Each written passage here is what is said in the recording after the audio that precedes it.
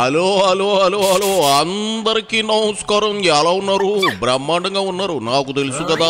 మరి ఈ రోజు రావు గారి రాజభవన్లోకి వచ్చిన సెలబ్రిటీ ఎవరో నేను చూసేస్తాను. మరి మీరు నన్ను ఎంకరేజ్మెంట్ చేయాలి. మరి కోతంత ఈ వీడియోకి ఒక లైక్ ఇచ్చేసి, అలాగే మన కేకే న్యూస్ని ఎవరైతే సబ్స్క్రైబింగ్ చేసుకోలేదో కోతంత చేసుకుని నన్ను ఎంకరేజ్మెంట్ చేసే పనిలో ఉండండి.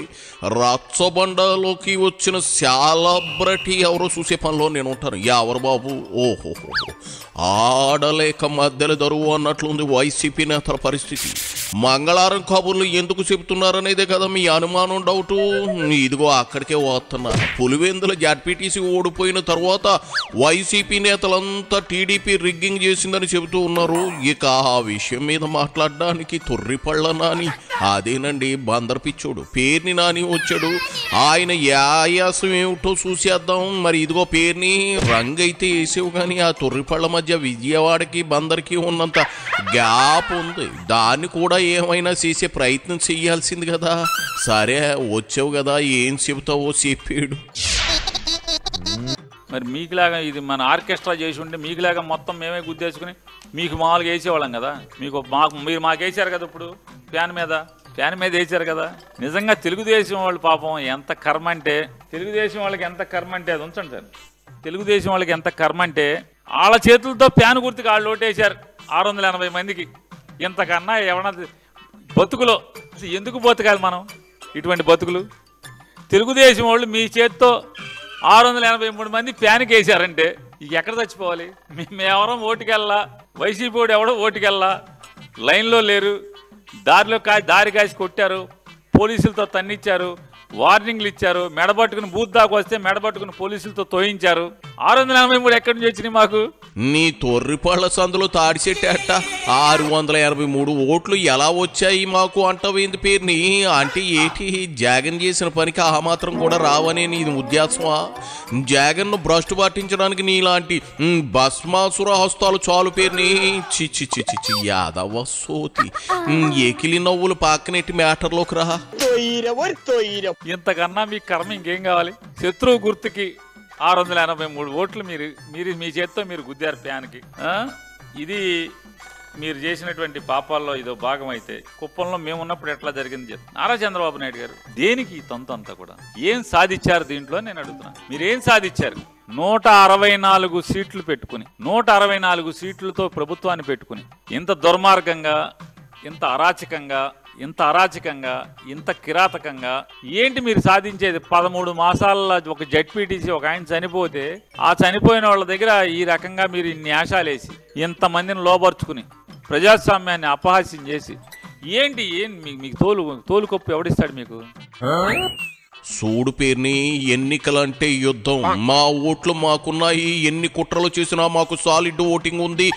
మమ్మల్ని ఎవడు ఏం పీకలేడు. పులివెందుల్లో అన్ని బిల్డప్లు ఇచ్చి దొబ్బి ఇప్పుడేంటి ఏడవలేక నవ్వుతూ ఉన్నావు?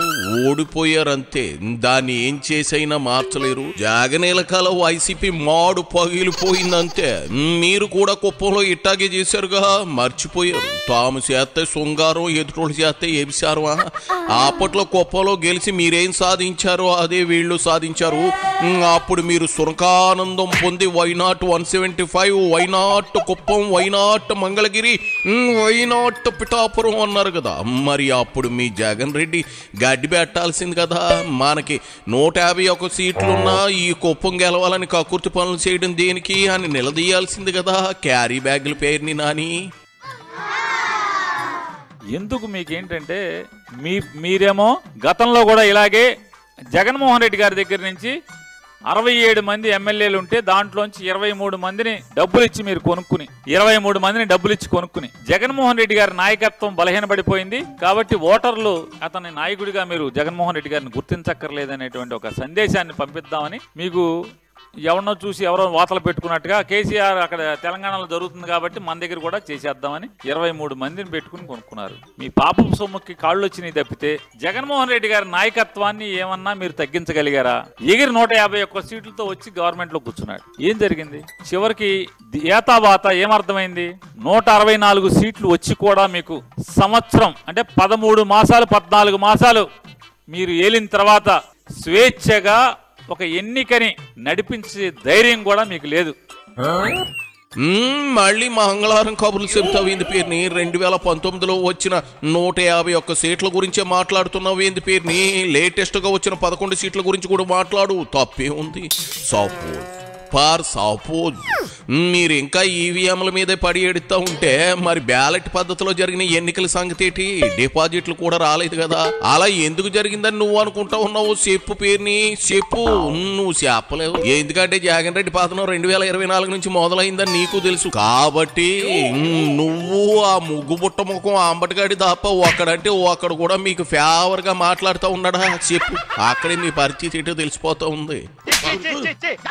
ఆల్రెడీ తిరుగుబాటు చేసేస్తున్నారు, ప్రజలు తిరగబడుతున్నారు అనేది మీకు అర్థమైంది కాబట్టి ఇంత అంటే 13 మాసాలకే 14 మాసాలకే ప్రజలు కాల్చి వాత పెట్టింది మిగతా ప్రజలందరూ కూడా తెలిసిపోతే. పులివెందుల్లో అలాగే ఒంటిమిట్టలో ప్రజలకు బాగా కాల్చి వాత పెట్టారు ఈ కూటమి ప్రభుత్వానికి. 164 కూటమి ఉందిలే పాపం, వాళ్ళు ఇద్దరు డమ్మీలే కదా చంద్రబాబు నాయుడు తెలుగుదేశం ప్రభుత్వానికి. వాళ్ళని ఎందుకు ఊరికి అనుకోవటం? తిట్లు తీస్తే మాతో తిట్లు తిట్టించడానికి పక్కన, లేకపోతే జనం తిట్లు తిట్టడానికి పక్కన వాళ్ళని కలుపుకోవటం తప్పితే ఇందులో పాపాలు వాళ్ళకేముంటుంది? మీరు దోపిడీ చేసి మీరు అఘాయిత్యాలు చేస్తుంటే అందులో ఏమన్నా ఒలుగుతుంటే కింద ఈ రాలుకుంటాకి ఎత్తుకుంటాకి ఆ జేబులో పెట్టుకుంటాకి తప్పితే టీడీపీ ప్రభుత్వం ఇది. ఈ కిరాతకం, ఈ అరాచకం అంటే జనాల్ని ప్రజల్ని స్వేచ్ఛగా ఓటేనిస్తే మీకు కర్రు కాల్చి ఒళ్ళంతా వాతలు పెడతారనే భయంతోనే ఇది చేశారనేది మీ అంతరాత్మ ఇవాళ ప్రస్ఫుటం అవుతుంది.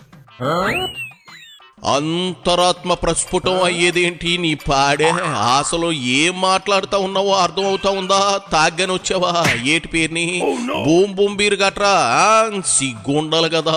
అయినా పెళ్లికి మేళం ఎందుకులే గాని మీకిట్టు రాజకీయ భవిష్యత్తు గురించి ఆలోచించు.